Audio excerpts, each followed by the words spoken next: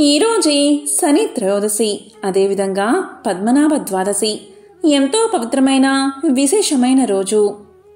పాశాంకుశ ఏకాదశి మరుసటి రోజున పద్మనాభ ద్వాదశిని జరుపుకుంటారు. ఇది ఆశ్వయుజ మాసంలోని శుక్ల పక్షంలోని 12వ రోజు వస్తుంది. ఈ పవిత్రమైన రోజున శ్రీ మహావిష్ణువు అనంత పద్మనాభుడిగా పూజలు అందుకుంటాడు. పద్మనాభ ద్వాదశి వ్రతాన్ని ఆచరించిన భక్తులకు జీవితాంతం సుఖశాంతులు లభిస్తాయని, మోక్షం లభిస్తుందని నమ్మకం. మరి ఎంతో పవిత్రమైన విశేషమైన ఈ రోజు ఈ కథను విన్నా, చదివినా, చెప్పినా, వినిపించినా సకల శుభాలు కలుగుతాయి. జన్మల పాపాలు తొలగి కోటి జన్మల పుణ్యం వస్తుంది. మరి ఆ కథ ఏంటో ఇప్పుడు ఈ వీడియోలో తెలుసుకుందాం. ముందుగా గో ద్వాదశి వ్రత కథను ఇప్పుడు విందాం. పూర్వకాలంలో ఆస్తికామూర్తి అయిన గోమతి అనే ఇల్లాలు ఉండేది.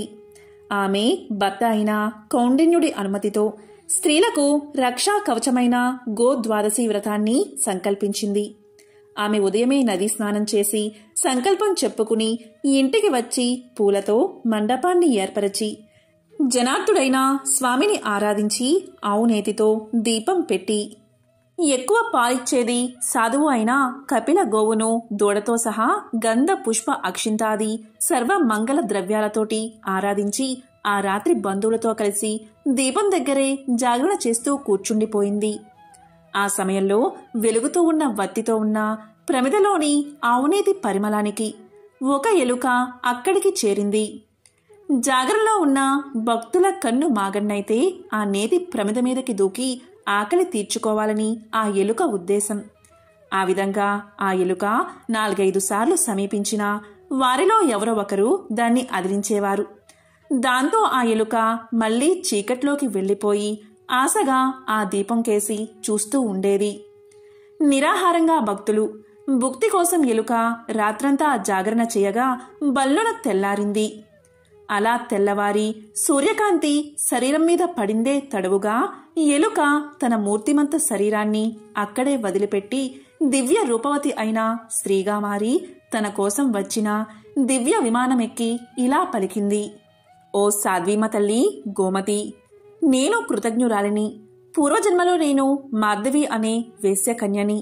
అప్పుడు నేను నా భర్త కళ్ళుగప్పి జారినై సంచరిస్తూ కాలానుసారం మరణించి ఘోరమైన నరకాన్ని పొందాను. అతి దుర్లభమైన త్రిశతి సంఖ్యా నరకాలను అనుభవించాను.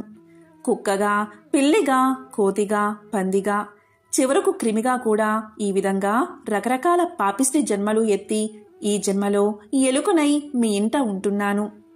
ఈ రోజున నీవు ఆచరించిన ద్వాదశి వ్రత దర్శనం వల్ల ఆహార లాలసతో నిద్రపోకుండా ఉండి మీతో జాగరణలో పాలు పంచుకోవడం వల్ల, నిరాహారంగా ఉండడం వల్ల నా పాపాలన్నీ నశించి స్వర్గానికి వెళుతున్నాను అని చెప్పి ఆమె విమానమెక్కింది. ఆ విధంగా మాధవి స్వర్గయానాన్ని ప్రత్యక్షంగా చూసిన గోమతి ఇంకా మిగతా వారంతా ఎంతో భక్తి శ్రద్ధలతో గో ద్వాదశి వ్రతాన్ని ఆచరించి ఆమరణ భోగ భాగ్యాలను, అంతిమ దశలో విష్ణు సాన్నిధ్యాన్ని పొందారు. ఈ వ్రతాన్ని చేయలేకపోయినా ప్రతి శుద్ధ ద్వాదశి రోజు ఉదయమే దూడతో కూడిన ఆవును పూజించి పై కథ చెప్పుకుని అక్షింతలు వేసుకున్నా కూడా అంతవరకు చేసిన పాపాలన్నీ నశిస్తాయని ఆర్ష వాక్యం. ఈ కథకు ఉద్యాపన ఎలా అంటే, నివాస గృహంలో పుష్ప మండపాన్ని ఏర్పాటు చేయాలి.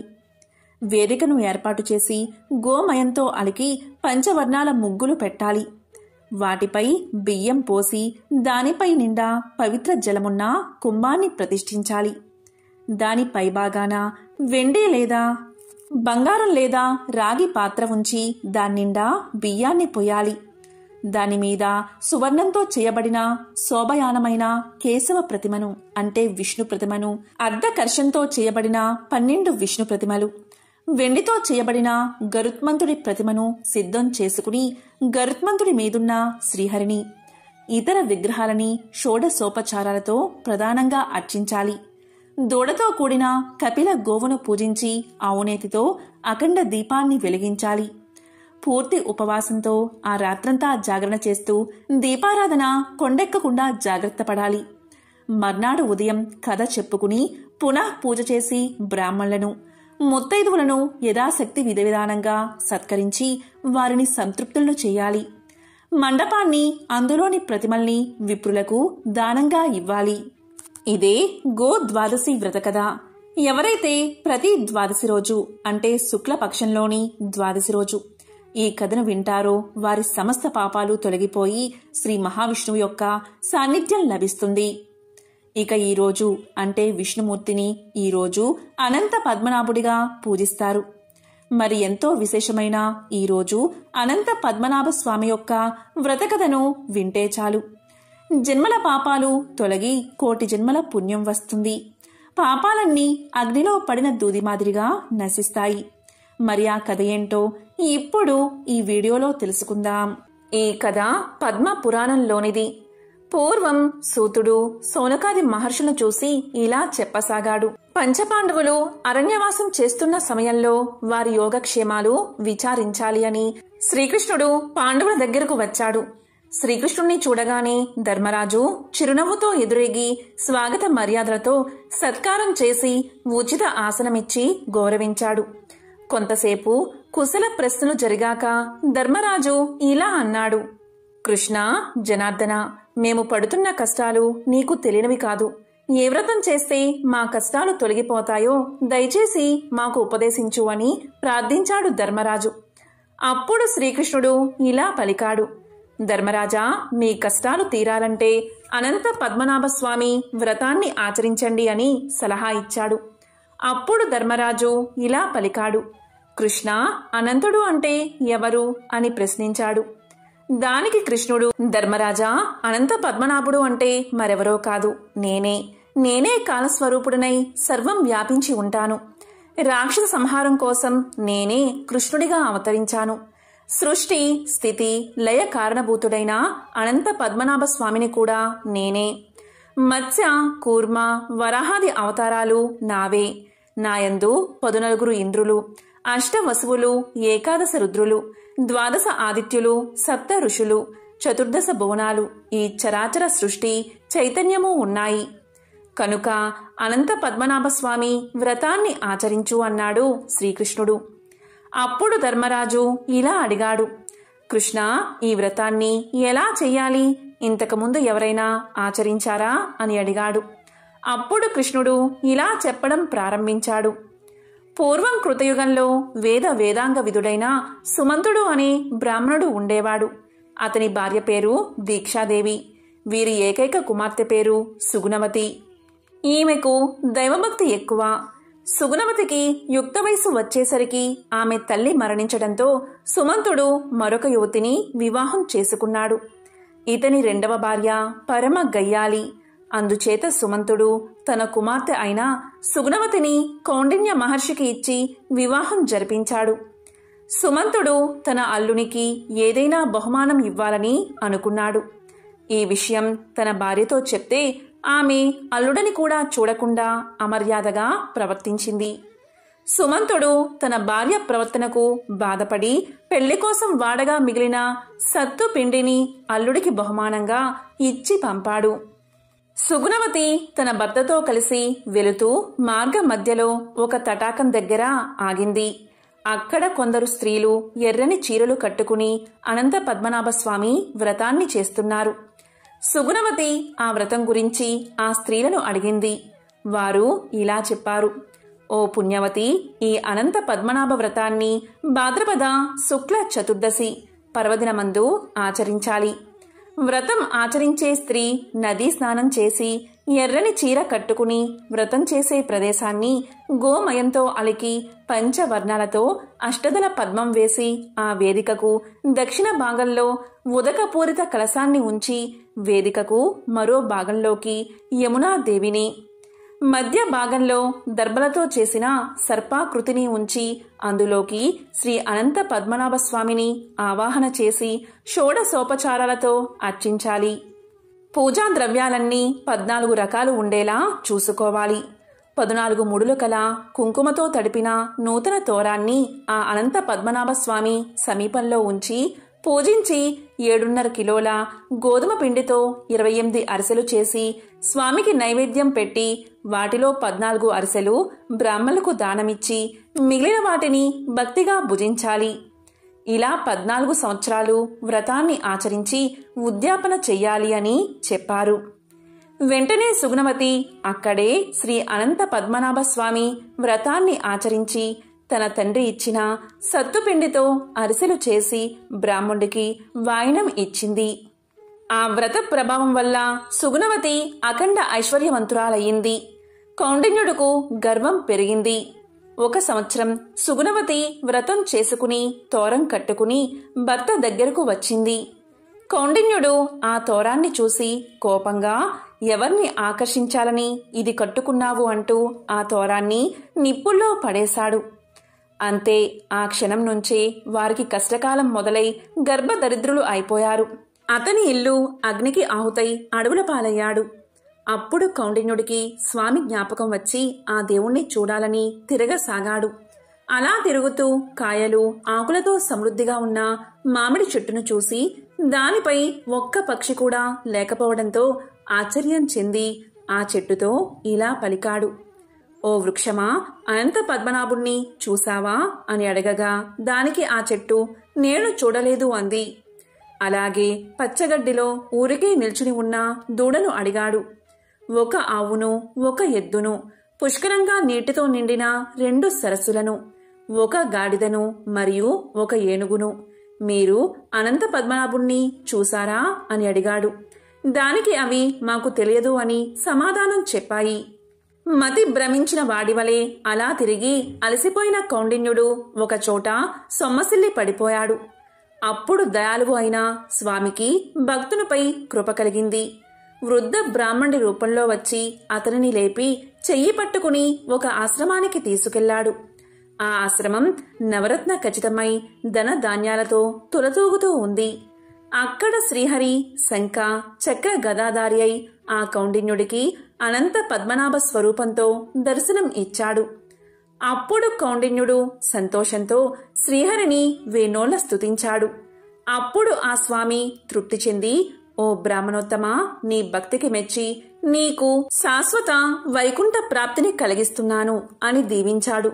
అప్పుడు కౌండిన్యుడు అడవిలో తాను చూసిన మామిడి చెట్టు, ఎద్దు, సరస్సులు, గాడిద, ఏనుగుల గురించి ప్రశ్నించగా దానికి ఆ శ్రీహరి ఆ మామిడి చెట్టు పూర్వం ఒక విద్యావంతుడైన బ్రాహ్మణుడు అని, ఎవరికీ విద్యను బోధించినందువల్ల ఇప్పుడు ఎవరికీ ఉపయోగం లేని చెట్టుగా గాను, దాన ధర్మాలు చేయని ధనవంతుడు, గడ్డిని సరిగ్గా తినలేని ఆవుగాను, ఉపయోగం లేని భూములను దానం చేసిన రాజు వృషభంగాను, సాటివారిని సదా దూషించే వ్యక్తి గాడిదగాను, పూర్వీకులను విస్మరించిన వ్యక్తి ఏనుగు రూపంలోనూ జన్మించారు అని తెలియచేశాడు. అలాగే ఆ 2 సరస్సుల్లో ఒకటి ధర్మం, మరొకటి అధర్మం అని వివరించాడు. అలాగే 14 సంవత్సరాల పాటు వ్రతాన్ని ఆచరించవలసిందిగా శ్రీహరి అతన్ని ఆదేశించి అంతర్ధానమయ్యాడు. వరాన్ని పొందిన కౌండిన్యుడు ఆశ్రమం చేరి తన భార్యకు జరిగిన విషయాన్ని వివరించి 14 సంవత్సరాల పాటు అనంత పద్మనాభ వ్రతాన్ని ఆచరించి భార్యా సమేతుడై వైకుంఠాన్ని చేరుకున్నాడు. ఆ మహావిష్ణువు అతనికి ఒక నక్షత్ర స్థానాన్ని కల్పించాడు. అగస్త్యుడు కూడా ఈ వ్రతాన్ని ఆచరించి జగత్ ప్రసిద్ధుడు అయ్యాడు. అలాగే సగర, దిలీప, హరిశ్చంద్ర, భరత మరియు జనక మహారాజులు ఈ వ్రతాన్ని ఆచరించి స్వర్గ సౌఖ్యాలు పొందారు అని శ్రీకృష్ణుడు ధర్మరాజుకు వివరించినట్లుగా సూతుడు సౌనకాది మునీంద్రులకు తెలియచేశాడు. ఈ వ్రతాన్ని ఆచరించడం వల్లే అర్జునుడు ఒంటి చేత్తో కౌరవులందరినీ మట్టి కరిపించాడు. విజయం సాధించి ఆఖరికి రాజ్యాన్ని కూడా సాధించారు పాండవులు. అనంత పద్మనాభ వ్రత మహిమ వల్లే పాండవులకు పోయిన రాజభోగాలన్నీ తిరిగి వచ్చాయి. ఈ వ్రతానికి సంబంధించి కథను పరిశీలిస్తే అంతా సత్యం, ధర్మం మీద ఆధారపడి ఉన్నట్లు కనిపిస్తుంది. సత్య ధర్మాలను అనుసరించేవారు దైవకృపకు పాత్రులవుతారని, వాటిని విస్మరించిన వారు జన్మ జన్మలకు కష్టాలు అనుభవిస్తూనే ఉండాల్సి వస్తుందని మనకు తెలుస్తుంది. దానికి సంబంధించిన ఒక విశిష్టమైన కథను ఇప్పుడు విందాం. ఈ అనంత పద్మనాభ వ్రతం రోజు యమునా నదికి ప్రత్యేక పూజలు చేస్తారు. పూర్వం యమునా నది తీరాన ముత్ర అనే ఊరు ఉంది. ఆ ఊరిలో ఒక బ్రాహ్మణుడు కాపురం చేస్తూ ఉండేవాడు. వాని దగ్గర బహుళ అనే ఒక ఆవు ఉండేది. అది మిక్కిలి సాధువైనది. అది ఒకానొక భాద్రపద శుక్ల చతుర్దశి నాడు యమునా నది తీరాన పచ్చిక బీటలో మేస్తూ ఉంది. హఠాత్తుగా అక్కడికి ఒక పెద్ద పులి వచ్చింది. ఆవును అమాంతం మింగివేయడానికి సిద్ధపడింది. ఆవు అప్పుడు పెద్ద పులితో ప్రార్థనాపూర్వకంగా ఇలా పలికింది: నాకు ఇంటి వద్ద ఒక చిన్న దూడ ఉంది. ఒకసారి వెళ్ళి ఆ లేగను చూసి నేను పెద్ద పులికి ఆహారం అవుతున్న విషయాన్ని చెప్పి కొన్ని బుద్ధులు చెప్పి తిరిగి వస్తాను. దీనికి నాకు అనుమతి ఇవ్వు అని ప్రాధేయపడింది. పెద్ద పులి దానికి సమ్మతించింది. ఆవు ఇంటికి వెళ్ళి లేగకు పాలు కుడిపి బుద్ధులు చెప్పి పెద్ద పులికి ఆహారం అయ్యే ఉద్దేశంతో తిరిగి వచ్చింది. ఈలోగా హఠాత్తుగా ఏదో ప్రమాదం జరిగి పెద్ద పులి చనిపోయింది. పెద్ద పులి శవం అక్కడ పడి ఉంది. దానిని వదిలిపోయిన ఆత్మ పూర్వజన్మలో పరిపక్వం కావడం వల్ల బాగా జ్ఞానవంతమయ్యింది. అది తిరిగి వచ్చిన గోవుతో ఇలా పలికింది: నీవు తిరిగి నీ లేగ వద్దకు వెళ్ళిపోవలసింది. ఈ పూజకు సంబంధించిన మంత్రాలలో విష్ణు రూపి సర్వకామ ప్రదాయిని, సర్వ పాప ప్రణాశిని మున్నగు విశేషణాలు యమునకు వాడబడ్డాయి. అనంతుడు అంటే ఆదిశేషువు, విష్ణువు, రుద్రుడు మున్నగు అర్థాలు కనిపిస్తాయి. ఇక్కడ పూజలు అందుకునేది విష్ణువుకు పాన్పు భూమిని మోసేవాడు అయిన ఆ ఆదిశేషువు. ఈ వ్రతంలో భూభారాన్ని వహిస్తున్న అనంతుడిని, ఆ ఆదిశేషుణ్ణి సయ్యగా చేసుకుని పవలించి ఉన్న శ్రీ మహావిష్ణువును పూజించడం కనిపిస్తుంది. ఈ వ్రతాన్ని కష్టాల్లో ఉన్న పాండవులు ఆచరించి తిరిగి తమ రాజ్యాన్ని పొందారు.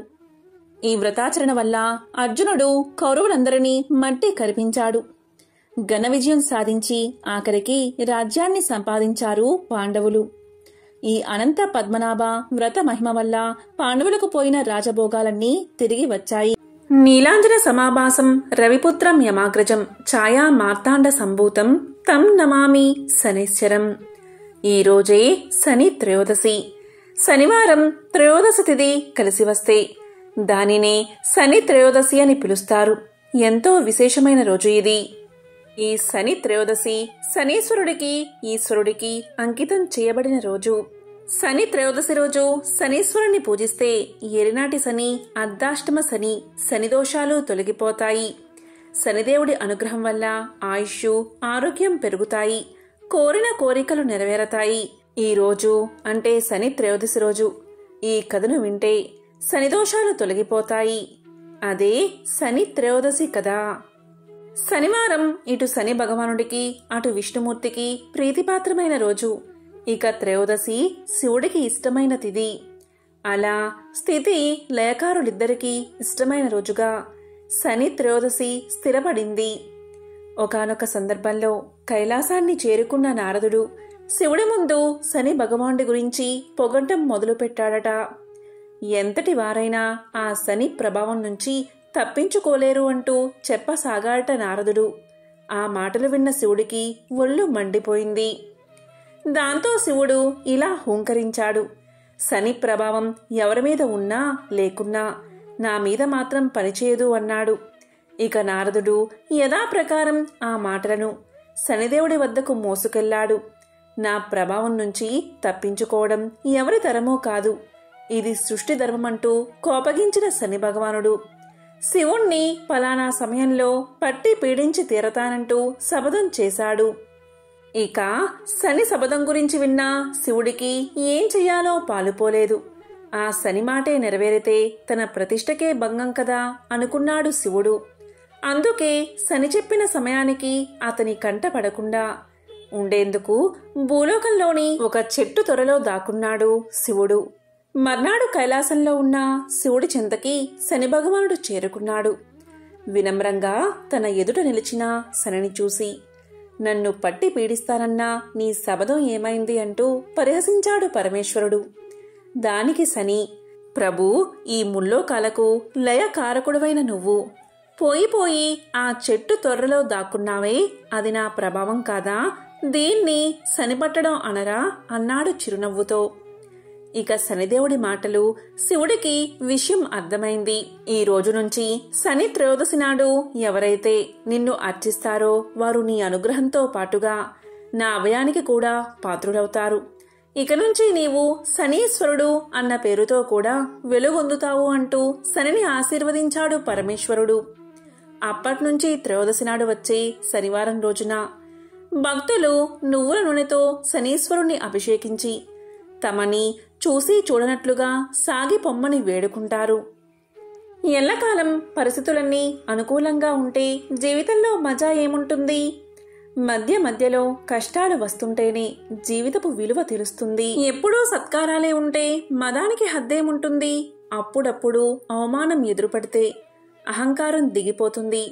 అలా మనిషికి అప్పుడప్పుడు మొట్టికాయలు వేస్తూ అతని నడవడిని సరిదిద్దే దైవమే శనీశ్వరుడు. జీవులు ప్రాణాలతో ఉన్నప్పుడు వారి పాపాలకు తగిన ప్రాయశ్చిత్తాన్ని కలిగించేవాడే శనీశ్వరుడు. సూర్య భగవానుడికి ఆయన సతి ఛాయాదేవికి కలిగిన సంతానమే శనిదేవుడు. అందుకే ఆయన్ని సూర్యపుత్రుడు అని ఛాయాసుతుడు అని పిలుస్తారు. ఈ శనిగ్రహం ఒక్కో రాశిలోనూ దాదాపు 2.5 సంవత్సరాల పాటు సంచరిస్తూ 12 రాశుల్ని చుట్టుముట్టడానికి దాదాపు 30 సంవత్సరాలు పడుతుంది. ఇంత నిదానంగా సంచరిస్తాడు కాబట్టే ఈయనకు మందగమనుడు అన్న పేరు కూడా ఉంది. రాశి చక్రంలో ఆయన ఉండే స్థానాన్ని బట్టి ఫలితాలు కూడా వేర్వేరు విధాలుగా ఉంటాయి. అందుకే జాతకరీత్యా శని ప్రభావం అధికంగా ఉన్నప్పుడు వీలైనంత తక్కువ శ్రమతో ఆ ప్రభావాన్ని కలిగించమంటూ భక్తులు శనీశ్వరుణ్ణి వేడుకుంటారు. అందుకోసం శనీశ్వరుడు కొలువై ఉన్న మందపల్లి, సింగనాపూర్ వంటి క్షేత్రాలను కానీ నవగ్రహాలు ఉండే గుడిని కానీ దర్శిస్తారు. ఇక శనిదేవుడి వ్రతకథను ఇప్పుడు ఈ వీడియోలో తెలుసుకుందాం. ఒకసారి అన్ని గ్రహాలు ఒక చర్చకు పూనుకున్నాయి. ఆ చర్చలో ఎవరంటే ఎవరు గొప్ప అని వాగ్వివాదాలు జరిగాయి. అందరికన్నా నేనే గొప్ప అన్న భావన అందరిది. ఈ చర్చ ఎంతకీ తెగకపోవడంతో అత్యంత గొప్ప రాజైన విక్రమాదిత్యుణ్ణి సంప్రదించారు నవగ్రహాలు. విక్రమాదిత్యుడికి న్యాయ విచారణలో గొప్ప రాజుగా పేరు ఉంది. తద్వారా విక్రమాదిత్యుణ్ణి అన్ని నిర్ణయాలు కూడా అందరూ విశ్వసిస్తారు, అలాగే పాటిస్తారు. కాబట్టి ఈ ప్రశ్న విక్రమాదిత్యుడి ముందుకు చేరుకుంది. ఇక విక్రమాదిత్యుడు తన సపరివారాన్ని పిలిచి 7 రకాల లోహాలతో తయారు చేయించిన 7 కుర్చీలను ఏర్పాటు చేయమని ఆదేశించాడు. ఇక వారు రాజు ఆజ్ఞాపించినట్లే చేశారు. అన్ని గ్రహాలను ఒక్కొక్క కుర్చీలో ఆసీన్లు కమ్మని సూచించాడు మహారాజు విక్రమాదిత్యుడు. ఇనుము శనిదేవుడికి అత్యంత ప్రీతిపాత్రమైనది కావడంతో అన్నిటికన్నా చివరిలో ఉన్న ఇనుము కుర్చీపై ఆసీనుడు అయ్యాడు శనిదేవుడు. ఇక రాజు వెంటనే మీరు ఎంచుకున్న కుర్చీల ద్వారా మీ స్థానాలను మీరే నిర్ణయించుకున్నారు అని ప్రకటించాడు. కానీ విక్రమాదిత్యుడి న్యాయం శనిదేవుడికి నచ్చలేదు. అత్యంత హేయమైన న్యాయంగా భావించి ఎంతో బాధపడ్డాడు. వెంటనే గద్గద స్వరంతో ఇలా అన్నాడు శనిదేవుడు, ఓ రాజా, నా గురించి నీకు కనీస అవగాహన లేదు. అందుకే ఇటువంటి న్యాయాన్ని సూచించావు. కానీ ఒక్కటి గుర్తుపెట్టుకో, సూర్యుడు తన రాశిలో 1 నెల మాత్రమే ఉంటాడు. చంద్రుడు 2 నెలల కన్నా కొన్ని రోజులు ఎక్కువగా ఉంటాడు. ఇక గురుడు 1.5 నెల మాత్రమే ఉంటాడు. ఇక బృహస్పతి 13 నెలలు ఉంటాడు. అలాగే బుధుడు, శుక్రుడు ఒక్కొక్క నెల మాత్రమే తమ రాశుల్లో ఉంటారు. కానీ నేనొక్కడినే అందరికన్నా ఎక్కువ కాలం, గరిష్టంగా 2.5 సంవత్సరాల నుంచి 7.5 సంవత్సరాల వరకు రాశిలో ఉంటాను. ఏలినాటి శని ప్రభావం రాజులను, దేవతలను కూడా వదల్లేదు. ఆఖరికి శ్రీరాముడు కూడా ఏలినాటి శని కారణంగా వనవాసానికి వెళ్లవలసి వచ్చింది. అది కూడా నా 7.5 సంవత్సర ఏలినాటి శని ప్రభావమే. మరోపక్క ఏలినాటి శని ప్రభావం వలనే వానరుల సైన్యం సహాయంతో వచ్చిన రాముడి చేతిలో ఓడిపోయి రావణుడు కూడా సంహరించబడ్డాడు. ఇలాంటి అనేక విషయాలు తెలిసి కూడా నన్ను చులకన చేసి చూశావు. ఈ ప్రభావం అనుభవించిన వారికే తెలుస్తుంది అని శనిదేవుడు రాజుకు వివరించి నిష్క్రమించాడు.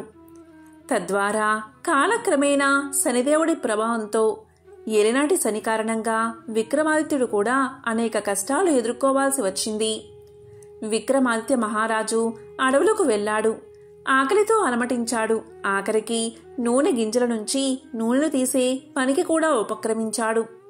క్రమంగా ఇలాంటి అనేక కష్టసాధ్యమైన మరియు ఊహకు కూడా అందని పనులు కూడా చేయవలసి వచ్చింది. చివరికి ఈ సమస్యలు చేతులు తెగేదాకా కూడా వెళ్ళాయి అంటే ఆశ్చర్యం గొల్పక మానదు. తన చివరి ఏలనాటి శని రోజుల్లో పొలాల్లో కూడా పనిచేశాడు విక్రమాదిత్య మహారాజు.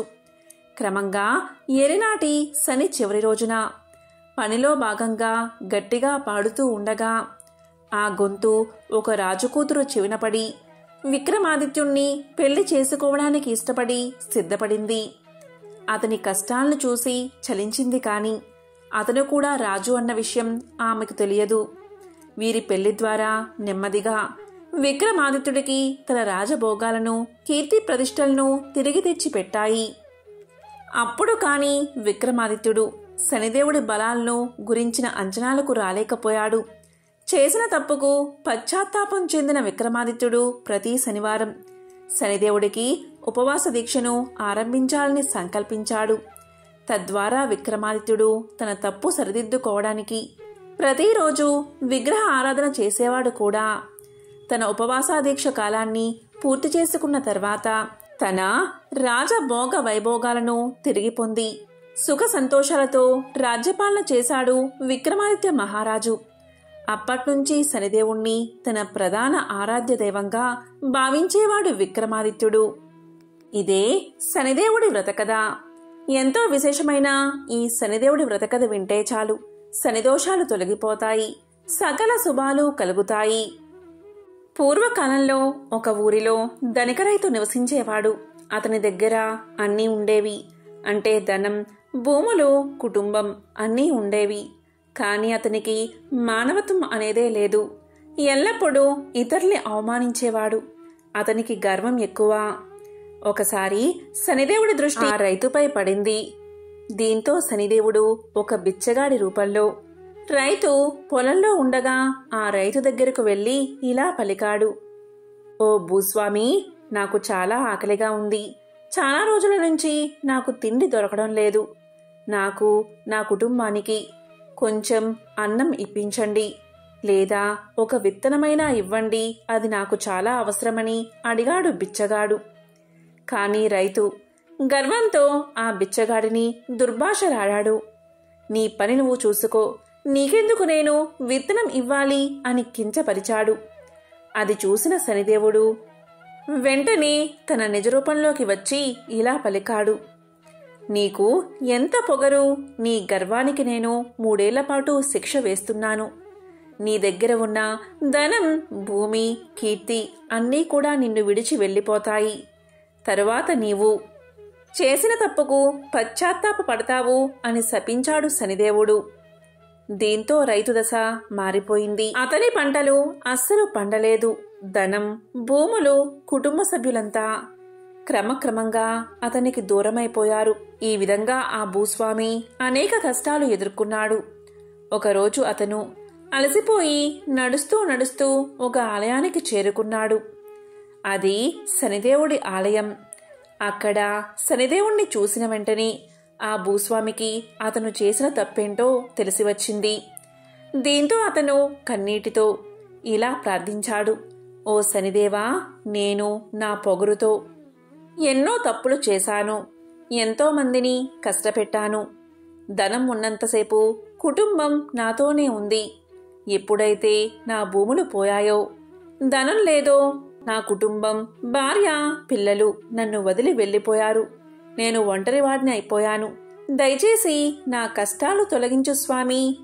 నేను చేసిన తప్పుకు క్షమాపణ కోరుతున్నాను అని కన్నీటితో వేడుకున్నాడు. ఇక ఆ భూస్వామి యొక్క పశ్చాత్తాపాన్ని చూసిన శనిదేవుడు ఆ భూస్వామి ముందు ప్రత్యక్షమై ఇలా అన్నాడు. నీ పాపానికి సమయం పూర్తయింది. నీవు పశ్చాత్తాపంతో మంచివాడిగా మారావు. నీకు మళ్ళీ ధనం, కీర్తి, కుటుంబం అన్నీ తిరిగి వస్తాయి అని ఆశీర్వదించాడు. రామాయణ కథ ప్రకారం రావణుడి చెరలో ఉన్న సీతాదేవిని తీసుకువచ్చేందుకు వారధి నిర్మిస్తున్నారు వానరులు. హనుమంతుడి సారథ్యంలో రాళ్లపై శ్రీరామ అని రాస్తూ వారధి కడుతూ ఉన్నారు. ఆ సమయంలో అక్కడికి వచ్చాడు శనిదేవుడు. అయితే వంతెన నిర్మాణానికి సాయంగా వచ్చాడేమో అనుకున్నాడు హనుమంతుడు. నీపై నా ప్రభావం చూపించేందుకు వచ్చాను అంటూ అసలు విషయం నెమ్మదిగా చెప్పాడు శనీశ్వరుడు. శని నిర్ణయించుకున్నాక ఆ శని ప్రభావం తగ్గించుకోవడం మినహా తప్పించుకోవడం సాధ్యం కాని పని. అందుకే చేసేది లేక ఆంజనేయుడు సరే అని పలికాడు. వెంటనే హనుమంతుడి తలపై కూర్చున్నాడు శనిదేవుడు. శని తన తలపై కూర్చుంటే వంతెన నిర్మాణానికి తలపై రాళ్లు మొయ్యడం కుదరదు కదా. దీంతో స్వామి కార్యంలో ఉన్న సమయంలో పనికి అంతరాయం కలుగుతోందని తలను వదిలి కాళ్ళు పట్టుకోమని చెప్పాడు హనుమంతుడు. దీనికి అంగీకరించాడు శనీశ్వరుడు. ఇక శని ఆంజనేయుడి కాళ్ళు పట్టుకోవడానికి ప్రయత్నిస్తాడు. కాని హనుమంతుడు తనకున్న బలంతో శనీశ్వరుణ్ణి తన పాదాల కింద అణిచివేస్తాడు. ఇక ఆంజనేయుణ్ణి పట్టుకోవడం వీలుకాకపోయింది శనీశ్వరుడికి. ఆ సమయంలో శనీశ్వరుడు విముక్తి కలిగించు, ఇంకెప్పుడు నీ జోలికి రాను అని వేడుకున్నాడట. పైగా నిన్ను భక్తితో పూజించే వారిపై నా ప్రభావం చూపను అని చెప్పాడట శనిదేవుడు. అలా శనీశ్వరుడి చెర నుంచి హనుమంతుడు తప్పుకోవడంతో పాటు తన భక్తుల్ని కూడా తప్పించాడు. ఏలనాటి శని ప్రభావంలో ఉన్న జాతకులు హనుమంతుణ్ణి స్తుతిస్తే వారిపై శని ప్రభావం తగ్గుతుందని చెబుతూ ఉంటారు. ఆంజనేయుడికి రామనామం అంటే ఎంతో ప్రీతి. ఆ మంత్రాన్ని జపించిన వారిపైన కూడా హనుమంతుడి కరుణ ఉంటుంది. శ్రీరామ అని పలికితే చాలు హనుమంతుడు అండగా నిలబడతాడు. శనిదోషాలు తొలగిపోతాయి, సకల శుభాలు కలుగుతాయి. కాశీఖండంలోని ఒక విశేషమైన కథను ఇప్పుడు తెలుసుకుందాం. భగవంతుడు విశ్వకర్మ కుమార్తె సంధ్యను గ్రహాల రాజైన సూర్యదేవుడు వివాహం చేసుకున్నాడు. సమస్త ప్రపంచానికి వెలుగునిచ్చే సూర్య భగవానుడి ప్రకాశానికి సంధ్య ఎంతగానో భయపడేది. పెళ్లైన కొంతకాలానికి సూర్యదేవుడు సంధ్యా దంపతులకు మను, యముడు, యమున అనే 3 పిల్లలు పుట్టారు. అయినప్పటికీ సంధ్య సూర్య భగవానుడి ప్రకాశాన్ని తట్టుకోలేకపోయేది. ఇక సూర్యుడి ప్రకాశాన్ని తట్టుకోలేక సంధ్య తపస్సు చెయ్యాలని నిర్ణయించుకుంది. ఆమె తన ఛాయకు ప్రాణాన్ని పోసింది. సంధ్య తన పిల్లలను చూసుకునే బాధ్యతను ఛాయకి అప్పగించి తన తండ్రి ఇంటికి వెళ్ళింది. తీరా విశ్వకర్మ పుట్టింటిని ఉండడం సమంజసం కాదని నచ్చచెప్పడంతో ఆమె అడవిలో అశ్వన్ రూపాన్ని ధరించి తపస్సులో మునిగిపోయింది. మరొక వైపు ఛాయ నీడ కావడంతో సూర్య భగవానుడి ప్రకాశానికి ఎటువంటి ఇబ్బంది కలగలేదు. తరువాత ఛాయాదేవి గర్భాన్ని ధరించింది. శనీశ్వరుడు ఛాయ గర్భంలో ఉన్నప్పుడు ఛాయ శివుడి కోసం తీవ్రమైన తపస్సు చేసింది. తపస్సు చేసే సమయంలో ఆకలి, దాహం, సూర్యరశ్మి, వేడిమి తట్టుకోలేక ఛాయ గర్భంలో పెరుగుతున్న శనీశ్వరుడిపై కూడా ప్రభావాన్ని చూపించడంతో ఛాయ నల్లగా మారిపోయింది. శనిదేవుడు జన్మించినప్పుడు అతని ఛాయను చూసి సూర్య భగవానుడు ఛాయాదేవిని అనుమానించాడు. అలాగే శనీశ్వరుని కూడా అవమానించాడు. అంతేకాదు శనీశ్వరుడు ఎన్నడూ తన కొడుకు కాలేడని చెప్పాడు సూర్యభగవానుడు. అయితే తల్లి తపశ్శక్తి ప్రభావం శనీశ్వరుడిపై పడింది. తన తల్లిని అవమానించడం చూసిన శనీశ్వరుడు కోపంతో తన తండ్రి సూర్యదేవుడి వైపు చూశాడు. వెంటనే సూర్యదేవుడు పూర్తిగా నల్లబడ్డాడు. అంతేకాదు సూర్యరథం కదలిక కూడా ఆగిపోయింది. దీంతో సూర్యుడు తన్ని రక్షించమంటూ శివుణ్ణి వేడుకున్నాడు. అప్పుడు శివుడు సూర్యుడికి తిరిగి అసలు రూపాన్ని అందించాడు. అలా తండ్రి తనయుల మధ్య ప్రేమకు బదులు శత్రుత్వం ఏర్పడింది. తండ్రి కొడుకుల మధ్య ప్రేమకు బదులు శత్రుత్వం ఎక్కువైపోయింది. తన తల్లిని అవమానించిన తండ్రిపై ప్రతీకారం తీర్చుకోవడానికి శనీశ్వరుడు కఠోర తపస్సు చేశాడు. శివుణ్ణి ప్రసన్నం చేసుకున్నాడు. ఆ తపస్సుకు మెచ్చిన శివుడు ఏదైనా వరం కోరుకోమని అడగగా తన తండ్రి సూర్యుడు తన తల్లి ఛాయను అగౌరవపరిచాడని తనను హింసించాడని చెప్పాడు. కనుక తనను తండ్రి సూర్యుడి కంటే శక్తివంతంగా పూజనీయంగా ఉండేటట్లు అనుగ్రహించమని వరం కోరుకున్నాడు. అప్పుడు శివుడు 9 గ్రహాల్లో అత్యుత్తమ స్థానం పొందడంతో పాటు కర్మల ఆధారంగా శిక్షించే అధికారాన్ని వరంగా ప్రసాదించాడు. అంతేకాదు, సామాన్య మానవులే కాదు, దేవతలు, రాక్షసులు, సిద్ధులు, విద్యాధరులు, గంధర్వులు, నాగులు అందరూ నీ పేరు వింటే భయపడతారని చెప్పాడు శివుడు. అప్పట్నుంచి శనీశ్వరుడు నవగ్రహాలలో అత్యంత శక్తివంతమైన వాడు, కేవలం దృష్టితోనే విజయాలను ఇచ్చేవాడిగా పూజించబడుతున్నాడు. శనీశ్వరుడి చేతిలో ఒక అద్భుతమైన ఇనుప ఆయుధం ఉంది. ఎవరిపైన అయినా శనీశ్వరుడికి అనుగ్రహం కలిగితే పేదవాడిని రాజుగా మార్చగలడు. అదే సమయంలో ఎవరిపైన అయినా కోపం కలిగితే రాజును సైతం పేదవాడిగా మార్చగలడు. అంతటి శక్తివంతుడు శనిదేవుడు. ఎంతో విశేషమైన ఈ కథలు విన్నవారికి శనిదోషాలు తొలగిపోయి శనిదేవుడి సంపూర్ణ అనుగ్రహం కలుగుతుంది. ఓం నమో నారాయణాయ. ఓం శనేశ్వరాయ నమః.